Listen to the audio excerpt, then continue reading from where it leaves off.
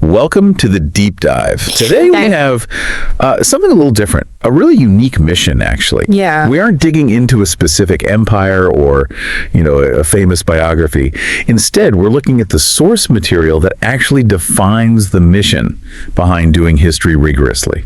Okay, so the blueprint for the blueprint, in a way. Exactly. The document you shared, it lays out this whole methodology for a big educational project, and it's all about, quote, absolute rigor. Right. And this is fascinating because it's really a declaration of intent. Think about it for you, the listener, someone who wants knowledge, solid knowledge, quickly. Well, this is basically their promise of intellectual honesty. To guarantee. Pretty much. And they frame the past in a really interesting way. Not just old events, but as and I'm quoting again, blueprint for the future we are actively building today.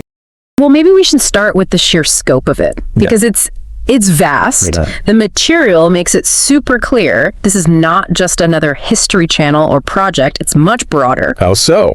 They're exploring human experience, really, the highs and the lows. So journeys of the prophets. Foundational stuff. Absolutely. Then the lives of major leaders, people who really shape things, and also the legacies of influential scholars. It's quite encompassing. So let's unpack that blueprint idea a bit more. If you're really treating the past as a model, you need to be precise, right? Extremely precise. The source says they're dissecting the most profound lessons, not just telling stories.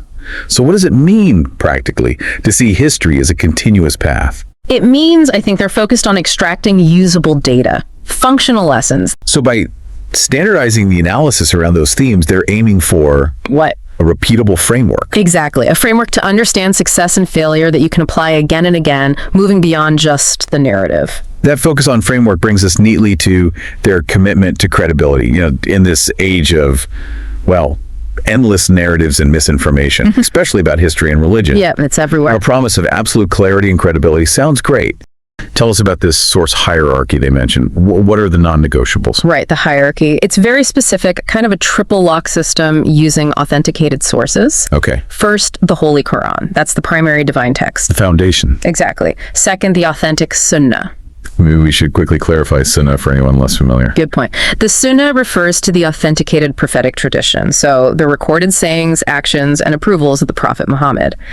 It's essential for understanding the practical application of the Quran, especially in areas like ethics and governance. Got it. So Quran, authentic Sunnah, and the third. Establish historical texts, but not just any texts, ones written by trustworthy early scholars and historians.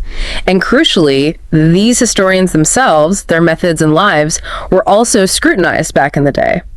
A hard line. A very hard line. The rule is stated explicitly: anything that has not been strictly verified with the rigorous methodology will not be discussed. It's a principled stance. So the ultimate point of all this rigor is to build a functional curriculum, isn't it? It's not random history facts, it's a structured path. Yes, very structured. The source material even lays out specific series they plan to launch. It starts with a foundational series. Which is? The initial focus is the prophets of the Quran. Which makes sense, right? You need that core spiritual and ethical grounding first. Before getting into the complexities of human history. Exactly. Which can be messy. So prophets first.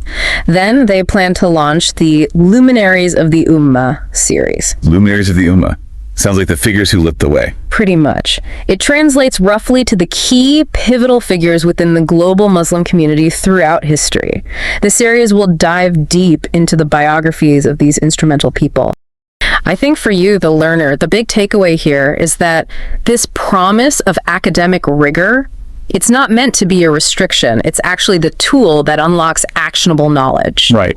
This methodology aims to go beyond just telling stories. It promises verified lessons you can actually use by treating history less like something to memorize and more like that functional blueprint for your own life and understanding the world. Absolutely. The rigor is there to protect the integrity of the lesson. Right. And the lessons hopefully provide the clarity you need. Which brings up a final thought, maybe.